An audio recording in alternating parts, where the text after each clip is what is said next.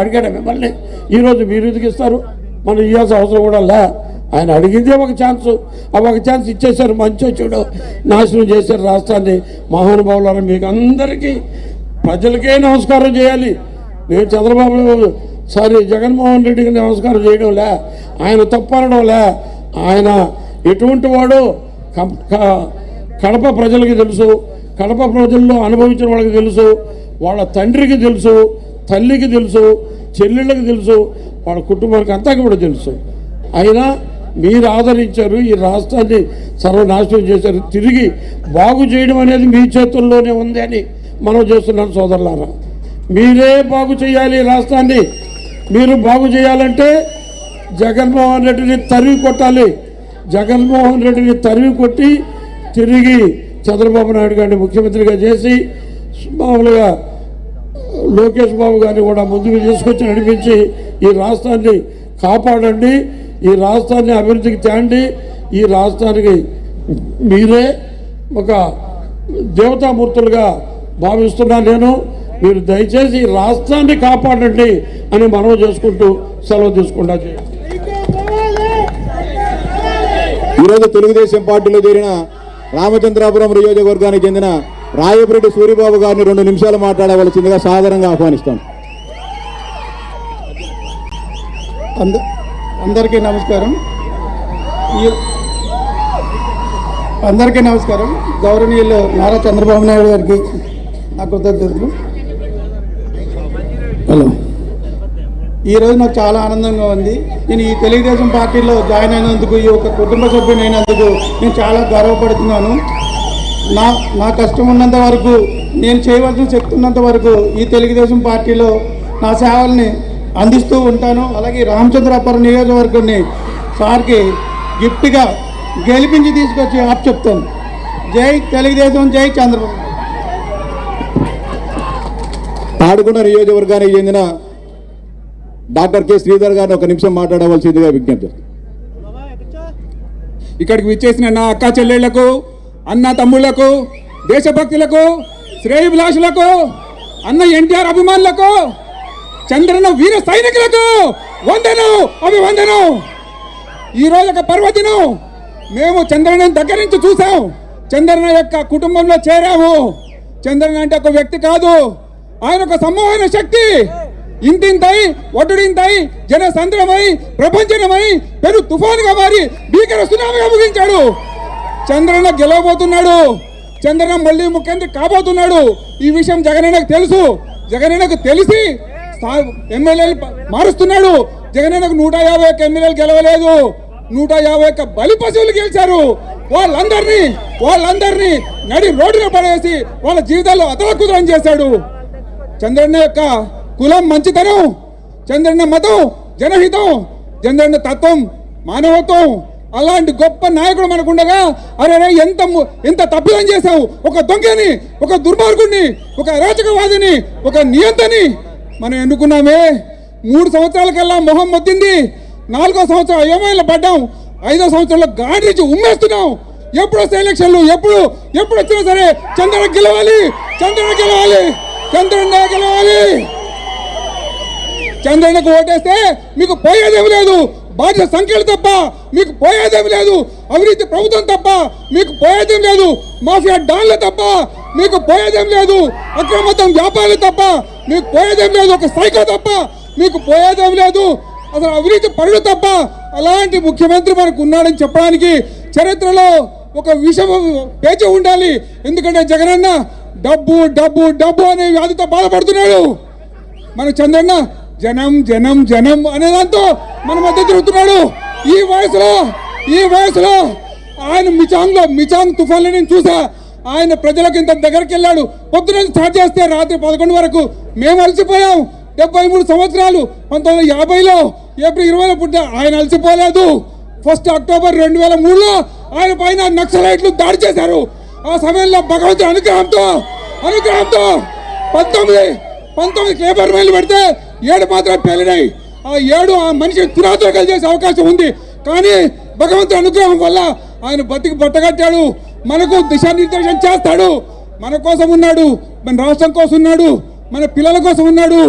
నేనైతే అభిలషిస్తున్నా చంద్రన్న 4వ సారి కాదు ఇంకా 30 సంవత్సరాలు ముఖ్యమంత్రి ఉండాలని నేనైతే అభిలషిస్తున్నా. మన పిల్లలకు బంగారు భవిష్యత్తు ఇస్తాడని నేనైతే ఆశపడుతున్నా. లోకేష్ బాబు చంద్రన్న మనకు గొప్ప గిఫ్ట్ ఇచ్చాడు. చంద్రన్న ఇచ్చిన గొప్ప గిఫ్ట్ ఏంటో తెలుసా? అదే లోకేష్ బాబు. ఆయన తర్వాత కూడా రాష్ట్రానికి ఏ ఇబ్బంది రాకుండా లోకేష్ అత్యంత తెలివైన వాడు, సమయస్ఫూర్తి గలవాడు, తండ్రి మించినటువంటి నడక నడుస్తున్నాడు. ఆయన జగనన్న కంటే డబల్ వేగంతో పరిగెత్తున్నాడు. ఆయన 220 రోజుల్లో 3000 కిలోమీటర్లు నడిచాడు.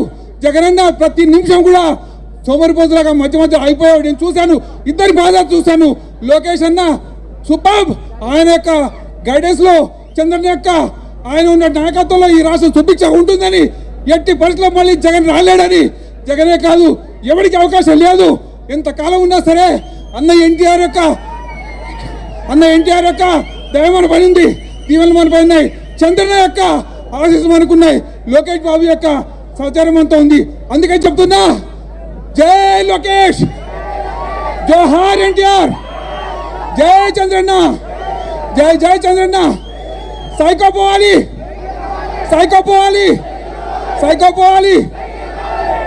Thank you. మనందరి ప్రీతమ నాయకులు తెలుగుదేశం పార్టీ జాతీయ అధ్యక్షులు మరి కొద్ది రోజుల్లో రాష్ట్రంలో సుపరిపాలనకు నాయకత్వం వహించనున్న గౌరవనీయులు శ్రీ నారా చంద్రబాబు నాయుడు గారిని మనల్ని ఉద్దేశించి ప్రసంగించవలసిందిగా సాదరంగా ఆహ్వానిస్తా ఉన్నాం.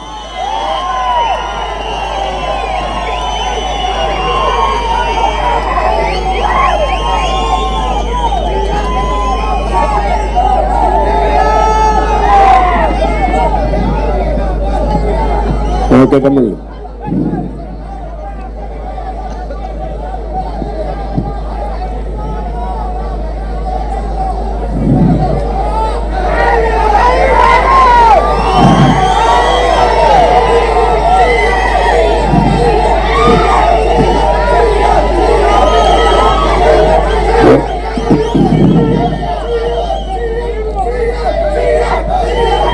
ఈరోజు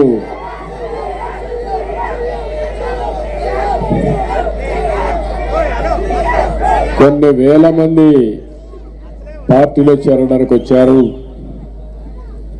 పార్టీలో చేరడానికి వచ్చిన మీ అందరికీ తెలుగుదేశం పార్టీ కుటుంబం తరపున మీ అందరికీ పేరు పేరున స్వాగతం సుస్వాగతం పలుకుతున్నాను.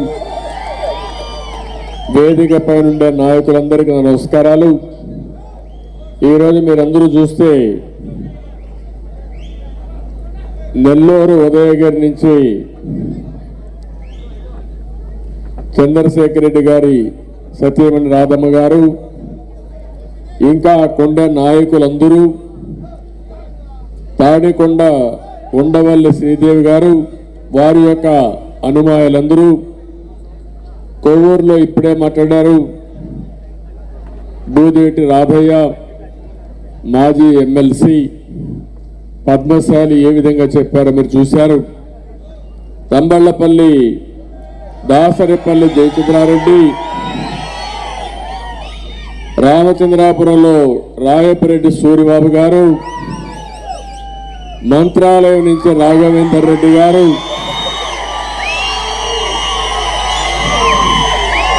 వీరందరితో కలిసి దగ్గర వేలాది మంది ఈరోజు పార్టీలోకి వచ్చారు. వారందరినీ మనస్ఫూర్తిగా తెలుగుదేశం పార్టీలోకి మరొక్కసారి స్వాగతం సుస్వాగతం. ఈరోజు ఒక్కసారి ఆలోచిస్తే కులం లేదు, మతం లేదు, ప్రాంతం లేదు, ప్రతి ఒక్కరి ఆలోచన ఒకటి, మళ్ళీ మా జీవితానికి భరోసా కావాలి, మళ్ళీ మా పిల్లల భవిష్యత్తు ఉండాలని ముక్త కంఠంతో కోరుకుంటున్నారు. ప్రత్యక్షంగా పరోక్షంగా ఇప్పుడు ఏవి అభిప్రాయాలైతే వేదిక పైన చెప్పారో ఈ అభిప్రాయాలే రాష్ట్రం అంతా కూడా ఉండే పరిస్థితి వస్తూ ఉంది. మనం డిసెంబర్లో ఉన్నాం, జనవరిలో ఇంకా సైకిల్ స్పీడ్ పెరుగుతుంది. ఫిబ్రవరి వచ్చే కొద్దికి ఇంకా స్పీడ్ పెరిగి ఏదైతే ఫ్యాన్ ఉందో ఫ్యాన్ పంక్చర్ అయిపోతుంది, ఎక్కడికక్కడ తిరిగే పరిస్థితి కూడా ఉండదు. ఈరోజు రాష్ట్రంలో మీరు ఒక్కసారి చూస్తే ప్రమాద ఘటికలు మీరు నిన్న మొన్న చూస్తున్నారు ఏం జరుగుతుందో. వైఎస్ఆర్ కాంగ్రెస్ పార్టీలో ప్రకంపనలు, మా తమ్ముడు చెప్తున్న బంగాళాదుంప అయిపోయింది, ఇప్పుడు చిల్లర దుంపకు వచ్చింది. మనం చూస్తే వైసీపీ నావకు చిల్లు పడింది. ఇప్పుడు పడవకు ఒకసారి చిల్లు పడితే ఇంక అది బయటపడే పరిస్థితి లేదు. ఎవరైనా దూకి పారిపోతే కొంతమంది ప్రాణాలు కాపాడుకుంటారు, లేకపోతే కొట్టుకొని పోతారు. అదే జరగబోతుంది. నేను ఒకటే చెప్తున్నా, మీరందరూ రాష్ట్రంలో ఆలోచించుకోవాల్సిన అవసరం ఉంది. ఈరోజు మనం అందరం కూడా ప్రజాస్వామ్యంలో ఉన్నాం. ప్రజాస్వామ్యంలో ప్రతి ఒక్క వ్యక్తి ఆలోచించుకోవాల్సింది ప్రజాధనానికి ఒక ట్రస్టీగా పనిచేయాలి, ప్రజలకు మెరుగైన సేవలు అందించాలి. ఈరోజు రేపు ఎల్లుండి కూడా ఉంది. ఇవన్నీ కూడా దూరదృష్టిలో పెట్టుకుని హోందాతనంగా వెలగవలసిన అవసరం ఉంది. నేను ఒకటే మీ అందరికీ చెప్తున్నా, ఈరోజు 4 సంవత్సరాల 9 నెలలు అయిపోయింది.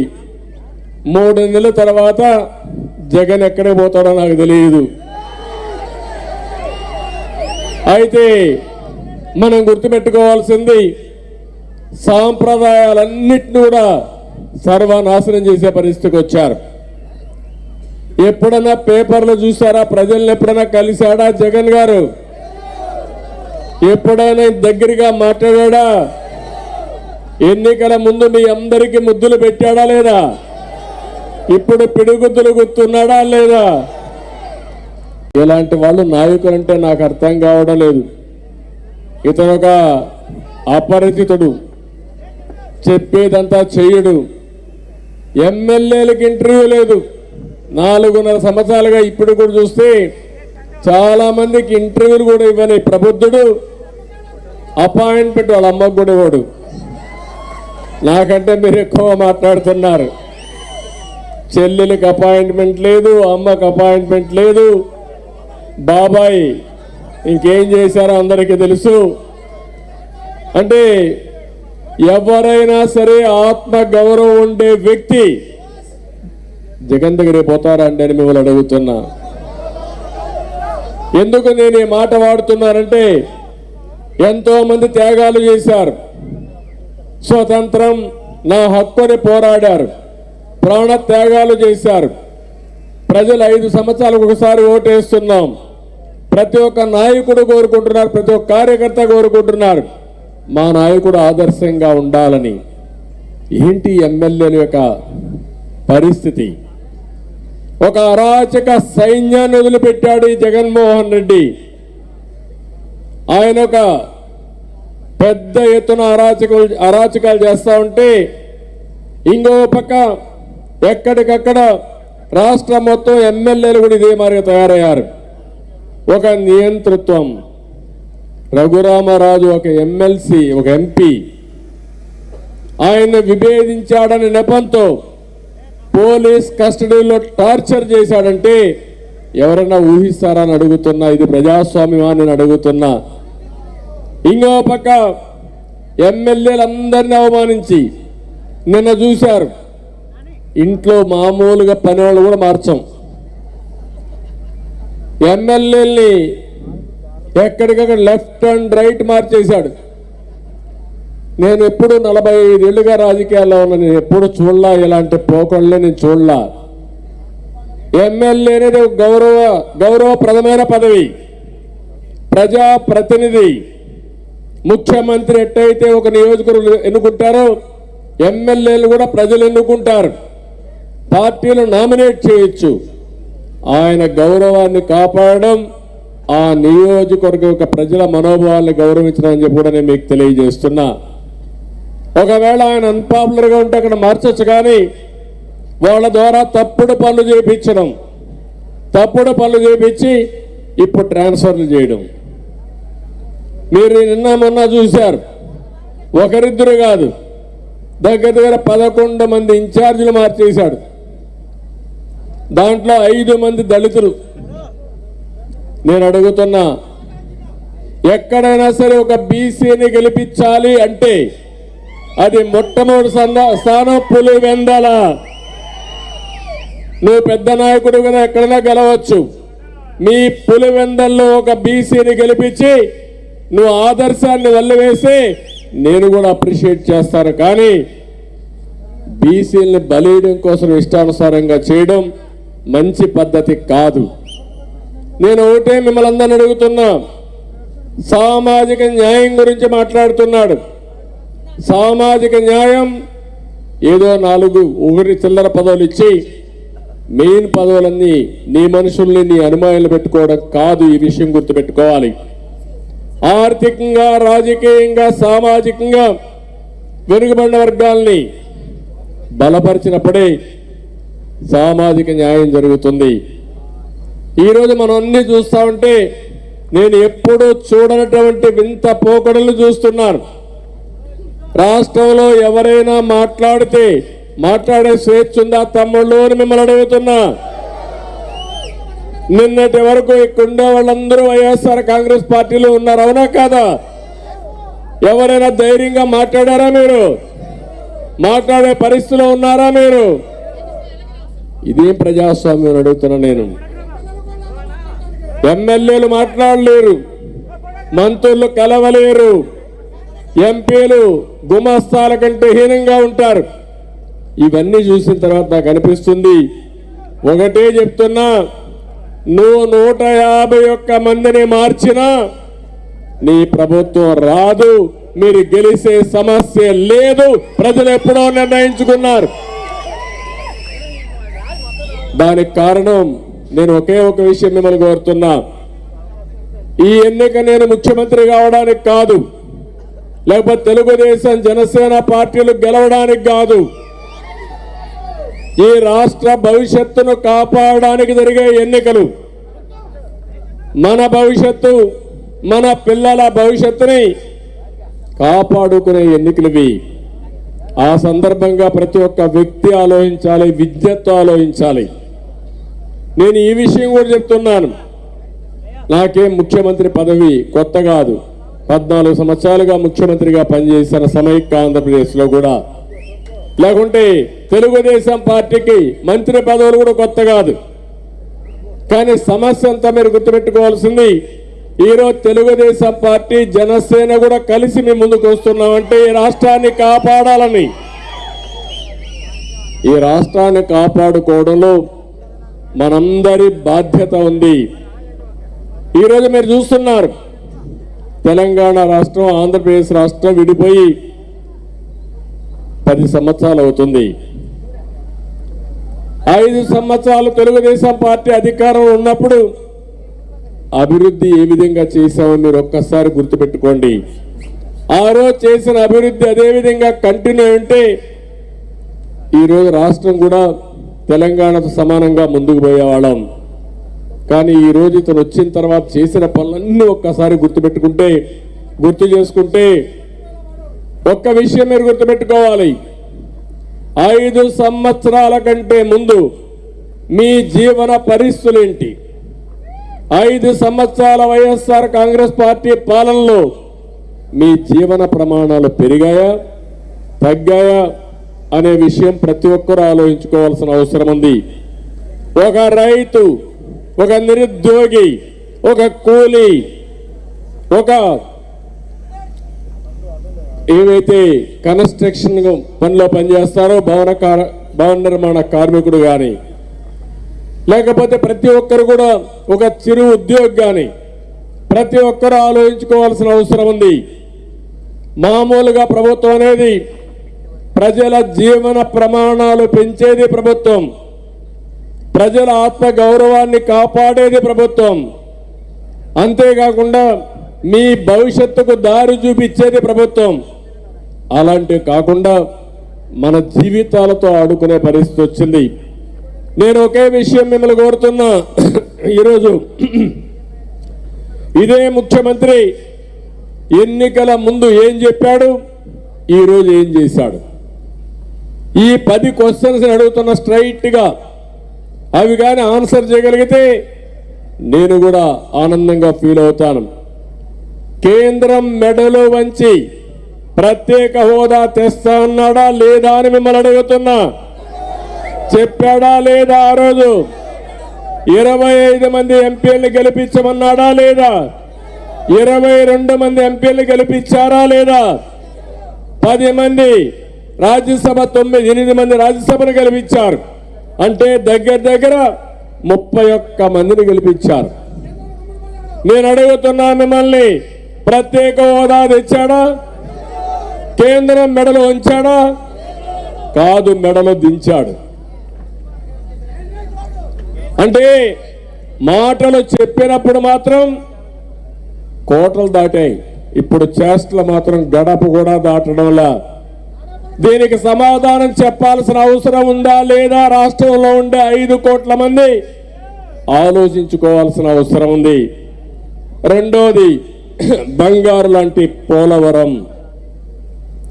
పోలవరం ఈ రాష్ట్రానికి ఒక వరం. పోలవరం పూర్తయితే, నదుల అనుసంధానం జరిగితే ప్రతి ఒక్క ఎకరాకు నీళ్లు ఇచ్చే అవకాశం ఉంది. రాయలసీమ రాళ్లసీమగా మారిపోకుండా రతనాల సీమ కావాలంటే పోలవరం నీళ్లే మనకు దిక్కు. ఆ విషయం మీరు గుర్తుపెట్టుకోవాలి. కృష్ణా నదిలో నీళ్లు తక్కువ ఉన్నాయి, పైన ప్రాజెక్టులు కడుతున్నారు, నీళ్లు కూడా వచ్చే పరిస్థితి లేదు. ఆ సందర్భంలో పోలవరంలో మనకు మిగులు జలాలు ఉన్నాయి. ఆ జలాలు ఉపయోగించుకుంటే రాష్ట్రం బాగుపడే పరిస్థితి వస్తుంది. ఇంకో పక్కన మీరు ఒక విషయం గుర్తుపెట్టుకుంటే, నేను 72% పోలవరం పనులు పూర్తి చేశాను. అదే తెలుగుదేశం పార్టీ అధికారంలో ఉండుంటే 2020కి పోలవరం పూర్తి చేసి జాతికి అంకితం చేసేవాళ్ళం. ఈరోజు అడుగుతున్నా, ఏం చేశారు మీరు ఈ పోలవరాన్ని? సిగ్గు ఎగ్గు లేకుండా ఈరోజు కూడా మంత్రి మాట్లాడుతున్నాడు. ఆ పోలవరం తెలుగుదేశం పార్టీ హయాంలోనే దెబ్బతినిందని మాట్లాడే పరిస్థితికి వచ్చారు. రాష్ట్రంలో ఉండే ప్రజానీకం మీరు ఆలోచించాలి. ఎదురు దాడి చేసినంత మాత్రాన దొంగ కాకుండా మానలేడు. ఆ విషయం మీరు గుర్తుపెట్టుకోవాలి. ఎప్పుడైనా సరే 2019 తెలుగుదేశం పార్టీ ఉన్నంత వరకు పోలవరాన్ని పరిగెత్తించాం. సోమవారం పోలవరంగా మార్చుకుని సమీక్షలు చేసి, నేను ఎప్పటికప్పుడు నెలకొక్కసారి ప్రాజెక్టు విజిట్ చేసి ఆ ప్రాజెక్టు పూర్తి చేసి జాతికి అంకితం చేయాలనుకుంటే, కేంద్రం డబ్బులు ఇచ్చే ప్రాజెక్ట్ని నిలువున స్వార్థం కోసం కాంట్రాక్ట్ని మార్చి, ఆ తర్వాత మీరు చూస్తే నిలువున గోదావరిలో కలిపేసే పరిస్థితికి వచ్చాడు. ఎవరైనా సరే ఇంగిత జ్ఞానం ఉండేవారు ప్రాజెక్టు కట్టే సమయంలో వరద ఉధృతంగా వస్తుంది. ఆ వరద ఉధృతంగా వచ్చినప్పుడు మనం కట్టిన కట్టడాలను కాపాడుకునే బాధ్యత ఉంటుంది. ఆ బాధ్యత లేకుండా ప్రవర్తించాడు. కాఫర్ డ్యామ్ పోయింది, డయాఫామ్ వాల్ పోయింది, వీళ్ళు కట్టిన గైడ్ బండ్ కూడా కూలిపోయే పరిస్థితికి వచ్చింది. 2020కి పూర్తి కావాల్సిన ప్రాజెక్టు ఎప్పుడు పూర్తవుతుందో ఎవరికి తెలియని పరిస్థితి వచ్చిందంటే, దీన్ని ఏ విధంగా అభివర్ణించాలో అర్థం కాలేదు. బాధ, ఆవేదన నా కోసరం కాదు, తెలుగు జాతి కోసరం కట్టవలసిన ప్రాజెక్ట్ ఇది. నిన్న మొన్న మీరు చూస్తే వరదలు వచ్చి మొత్తం రాష్ట్రం అంతా దెబ్బతినే పరిస్థితికి వచ్చి, తుఫాన్ వచ్చి, ఇంకో పక్కన ఎంత దుర్మార్గమైన వ్యక్తి అంటే, పోలవరం వచ్చే వరకు పట్టిసీమ ద్వారా నీళ్లు తేవాలని నేను పట్టిసీమ తీసుకొస్తే ఆ నీళ్లు కూడా వాడకుండా జాతి ద్రోహం చేసిన వ్యక్తి ఈ జగన్మోహన్ రెడ్డి అని చెప్పి కూడా నేను మీకు తెలియజేస్తున్నా. యువతున్నారు, ఎన్నికల ముందు చెప్పాడు జాబ్ క్యాలెండర్ అన్నాడు. జనవరిలో జాబ్ క్యాలెండర్ వస్తున్నాడు. ఇచ్చాడా? ఎవరికైనా ఒక్కడికి ఉద్యోగం ఇచ్చాడా అని మిమ్మల్ని అడుగుతున్నా. నిన్నే మీరు చూశారు ఆంధ్రప్రదేశ్లో నిరుద్యోగ సమస్య 24%. దేశంలోనే హైయెస్ట్ నిరుద్యోగులు ఎక్కువ ఉన్నారంటే అది ఆంధ్రప్రదేశ్లో వచ్చే పరిస్థితి వచ్చింది. అదే తెలుగుదేశం పార్టీ హయాంలో 14 సంవత్సరాల్లో 11 డిఎస్సీలు పెట్టి 1,50,000 మంది టీచర్లు నియమించిన ఘనత తెలుగుదేశం పార్టీకి దక్కింది. సమైక్య ఆంధ్రప్రదేశ్లో కానీ అదే వారికి విడిపోయిన తర్వాత రాష్ట్రంలో కానీ ఒక్క టీచర్కి ఉద్యోగం ఇచ్చావని అడుగుతున్నా. డిఎస్సీ పెట్టారా తమ్ముళ్ళు? ఎక్కడన్నా చూసారా మీరు? మీ పిల్లలకు ఉద్యోగాలు వచ్చాయని మిమ్మల్ని అడుగుతున్నా. ఈరోజు అంటారు ఎక్కడికక్కడ విద్యా ప్రమాణాలు పెరిగిపోయినాయంట. టీచర్ లేడు, ఉండే స్కూళ్ళు మూసేశారు. ఎక్కడికక్కడ మీరు చూస్తే అన్ని నోరు తెరిస్తే అబద్ధాలు చెప్పి ఎక్కడికక్కడ మోసం చేసే పరిస్థితికి వచ్చారు. యువత జీవితాలు నాశనం చేసే పరిస్థితికి వచ్చారు. ఉద్యోగాలు ఇవ్వలేరు కానీ గంజాయి మాత్రం ఇస్తున్నాడు. ఎంత దుర్మార్గమో మీరు ఆలోచించండి. ఓసారి సిగ్గు అనిపిస్తుంది ఈ రాష్ట్రంలో వీళ్ళు చేసే పనులు. మొన్న ఒక వ్యక్తి యూత్లో ఉండే యువకుడు గంజాయి తాగి ఏం చేయాలో తెలియకుండా 70 సంవత్సరాల మహిళని రేప్ చేశాడంటే ఏమనాలి వీళ్ళని? ఎప్పుడైనా 5 సంవత్సరాలుగా మీరు చూసారు ఒక్కసారైనా సరే ఈ గంజాయి గురించి సమీక్ష చేశాడా ఈ ముఖ్యమంత్రిని అడుగుతున్నా మిమ్మల్ని. అలాంటి వ్యక్తికి పరిపాలించే అర్హత ఉందా అని మిమ్మల్ని అడుగుతున్నా. మన పిల్లల భవిష్యత్తు సర్వనాశనం చేసే పరిస్థితికి వచ్చారు. వ్యవసాయంలో ఏ పంట లేదు కానీ గంజాయి పంట మాత్రం బ్రహ్మాండంగా ఫుల్గా అభివృద్ధి చేసే పరిస్థితి వచ్చింది. మనకు తెలియకుండా మన ఊర్లో కూడా గంజాయి అమ్ముతున్నారు. ఎక్కడ కూడా దొరికే పరిస్థితి లేదు.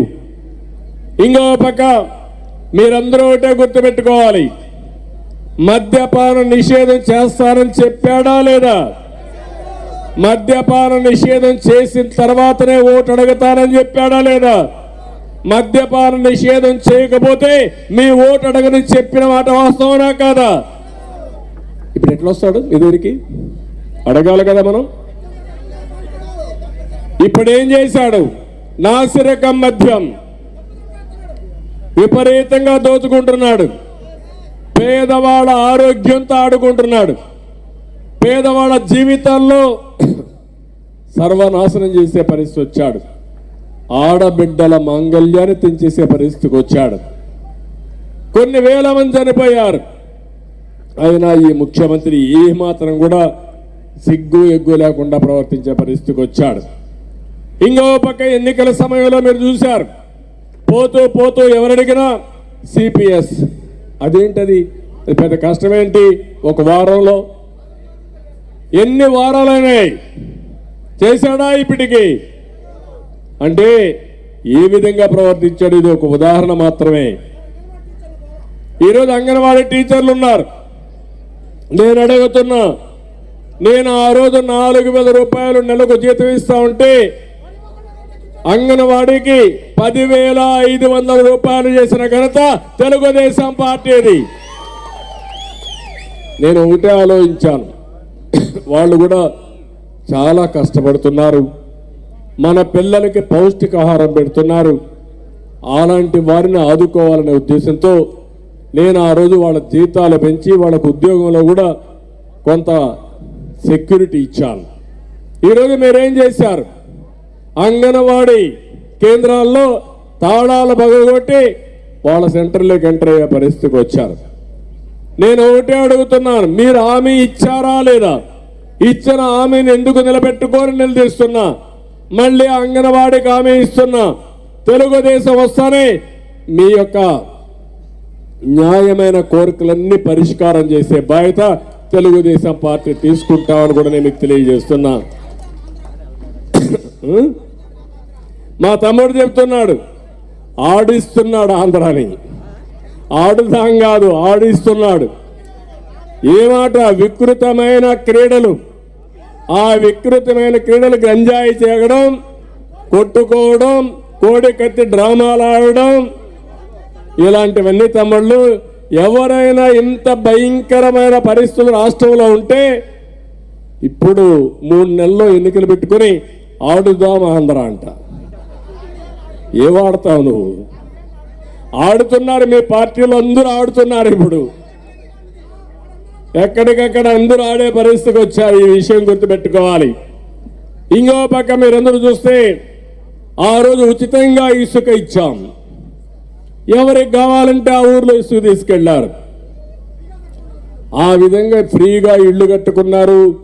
భవన నిర్మాణం జరిగింది, కన్స్ట్రక్షన్ బాగా జరిగింది, ఉపాధి వచ్చింది, అన్నీ జరిగాయి.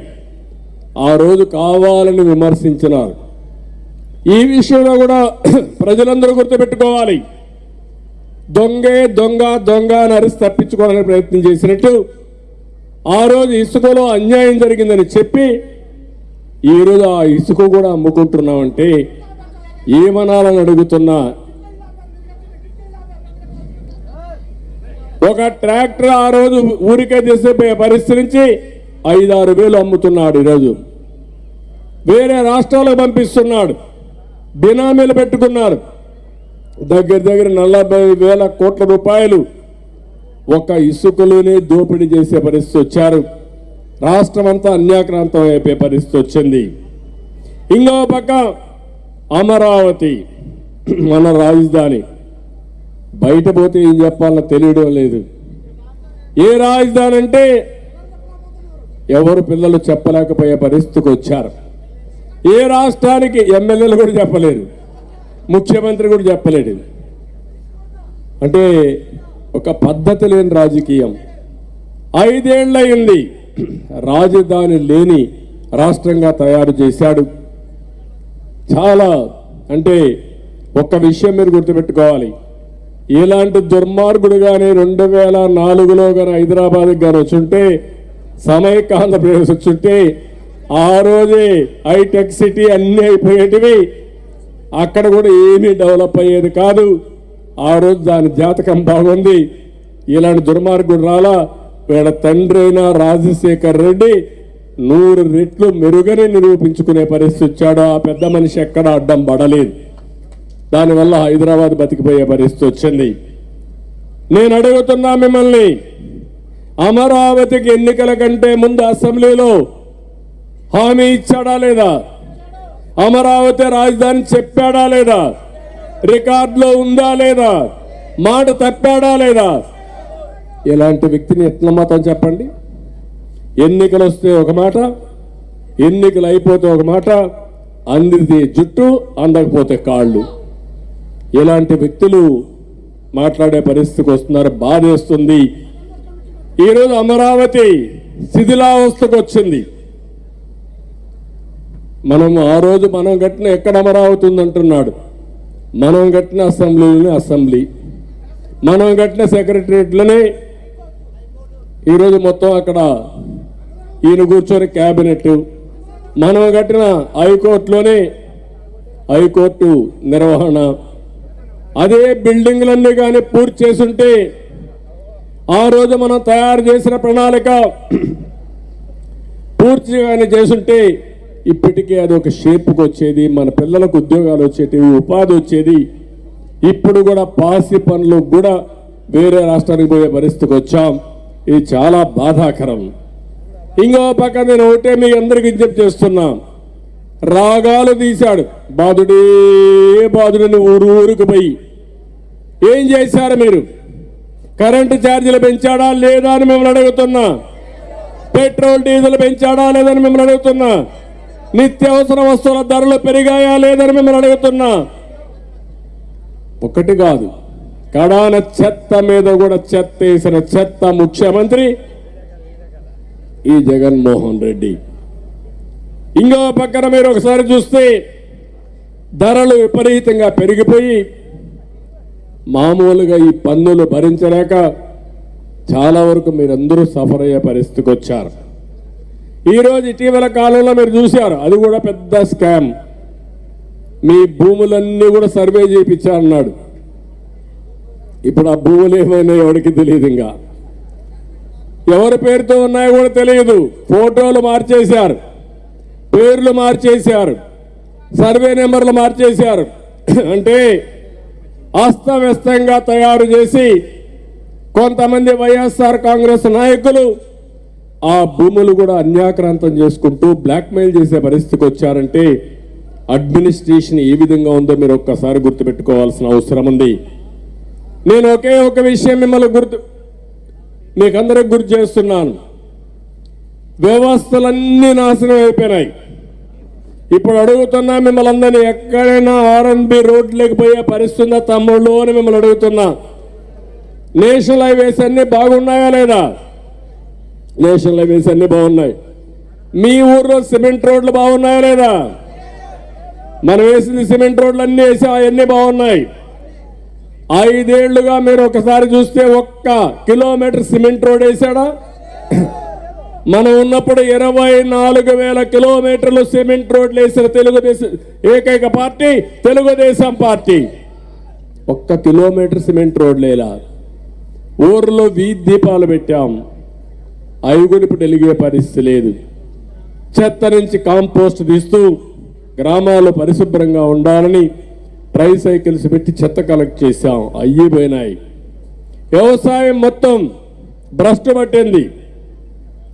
ఏ రైతైనా ఆనందంగా ఉన్నాడా ఈరోజు రాష్ట్రంలో? అప్పుల పాలయ్యారా లేదా? ఆత్మహత్యలు చేసుకుని హైయెస్ట్ దేశంలోనే ఎక్కువ ఆత్మహత్యలు జరిగే రాష్ట్రం ఆంధ్రప్రదేశ్ రాష్ట్రం. ఇంకో పక్క దేశంలోనే ఎక్కువ అప్పు ఉండే రైతాంగం ఉండే ఆంధ్రప్రదేశ్ రాష్ట్రం. ఇంకా దీనికి ఏమనాలి నాకైతే అర్థం కావడం లేదు. ఇలాంటి అన్ని జరిగాయి. అందుకే నేను అడుగుతున్నా, నేను అడిగిన ఈ 10 క్వశ్చన్స్ ఏవైతున్నాయో సమాధానం చెప్పే పరిస్థితులకు ఉందని అడుగుతున్నాను.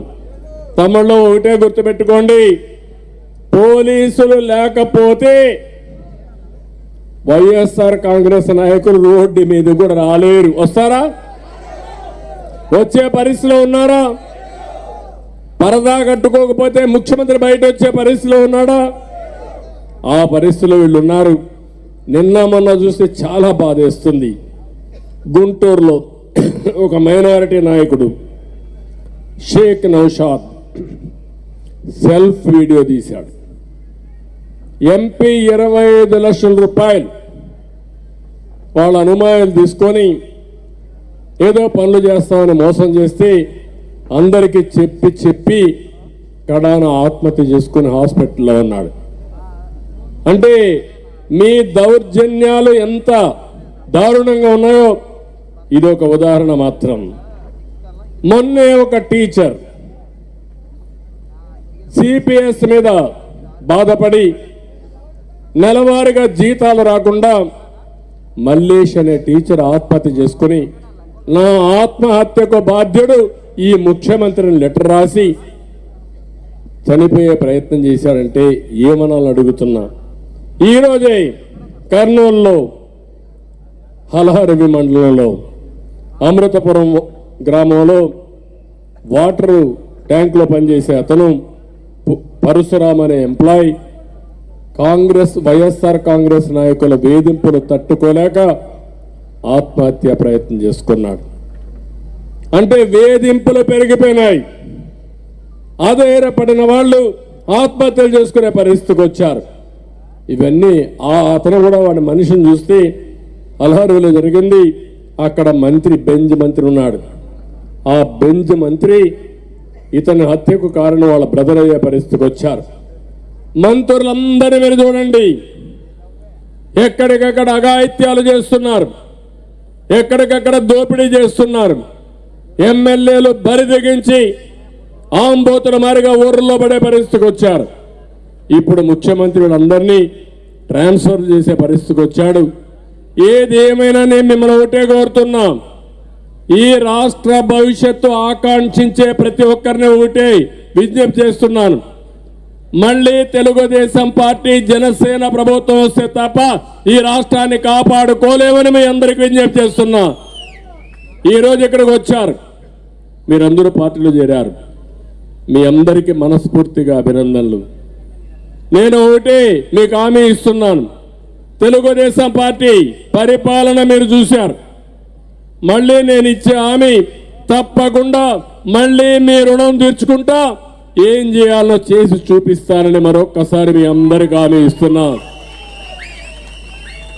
ఇప్పటికే ఏదైతే బాబు షూరిటీ భవిష్యత్ గ్యారంటీ కింద ఇంటింటికి పోతున్నాం, మళ్ళీ నేను 20వ తారీఖు పైన 25 నియోజకవర్గాలకు వస్తాను. ప్రతి ఒక్క పార్లమెంటుకు వస్తాను.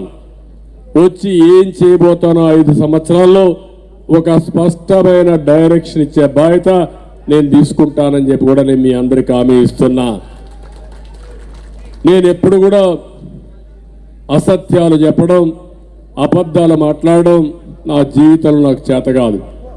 ఏదైనా చెప్పితే అది చేయడం తప్ప, ప్రజల ఆస్తులకు ఒక ట్రస్టీగా ఉండడం తప్ప ఇంకొకటి కాదని చెప్పి కూడా నేను మీకు తెలియజేస్తున్నా. ఈరోజు 6 నియోజకవర్గం నుంచి వచ్చారు. కొంతమంది వైఎస్ఆర్ కాంగ్రెస్ పార్టీ నుంచి వచ్చారు, కొంతమంది తటస్థంగా ఉండేవాళ్ళు వచ్చారు.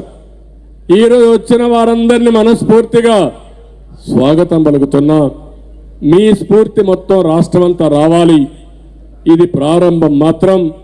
రేపు రాబోయే రోజుల్లో పెద్ద ఎత్తున అందరూ కూడా సహకరించి, ఈరోజు జరిగే ఎన్నికలు మీరు ఒకటే గుర్తుపెట్టుకోవాలి, ఇది ఒక వ్యక్తికో ఒక పార్టీకో సంబంధించిన ఎన్నికలు కాదు. 5 కోట్ల ప్రజలు ఒక పక్క, ఒక సైకో ముఖ్యమంత్రి ఒక పక్క. అలాంటి వ్యక్తిని చిత్తుగా ఓడిస్తే తప్ప మన భవిష్యత్తు లేదు.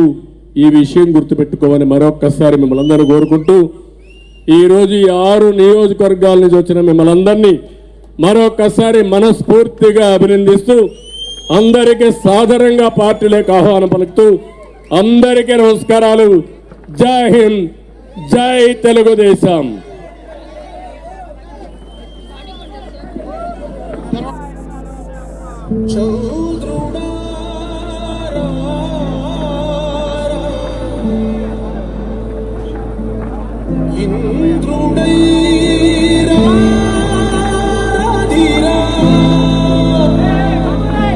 ఏనాడు నీ పరిపాలన కువరం, నీ వల్లే ఈ రాష్ట్రపు సంక్షేమం సత్యం నిత్యం సఫలం.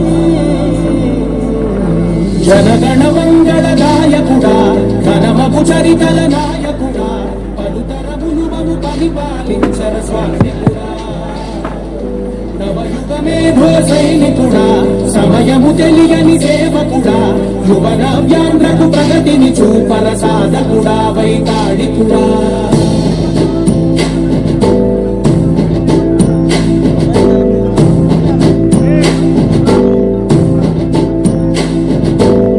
ప్రతి ఇల్లు నిన్నే పిలిచింది, ప్రతి గడప నీకే స్వాగతమంటోంది, ప్రతి మనసు నువ్వే గెలవాలంటోంది. పెద్ద కొడుకు నీవై తోడున్నావు చాలు, జరుగుతుంది మాకు మేలు మేలు. ఇంటి పెద్ద నీవై నిలిచి ఉంటే చాలు, వెలిసి పోవ రాష్ట్రమంతటా శాంతి క్రాంతి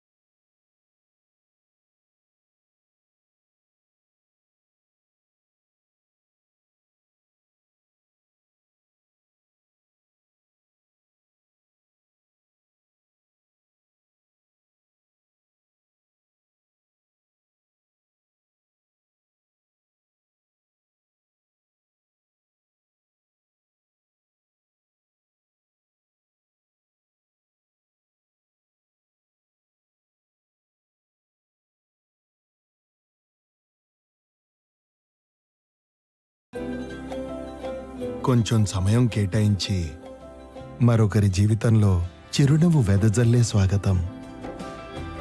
ఇలాంటి స్వాగతాలకు జోహారు పలికే వారందరికీ స్వాగతం. Mansion house package drinking water. చూస్తే వైసీపీ నాలుగు చిల్లు పడింది. ఇప్పుడు పడవకు ఒకసారి చిల్లు పడితే ఇంకది బయటపడే పరిస్థితి లేదు. ఎవరైనా దూకి పారిపోతే కొంతమంది ప్రాణాలు కాపాడుకుంటారు, లేకపోతే కొట్టుకొని పోతారు. అదే జరగబోతుంది. నేను ఒకటే చెప్తున్నా, మీరందరూ రాష్ట్రాలు ఆలోచించుకోవాల్సిన అవసరం ఉంది. ఈరోజు మనం అందరం కూడా ప్రజాస్వామ్యంలో ఉన్నాం.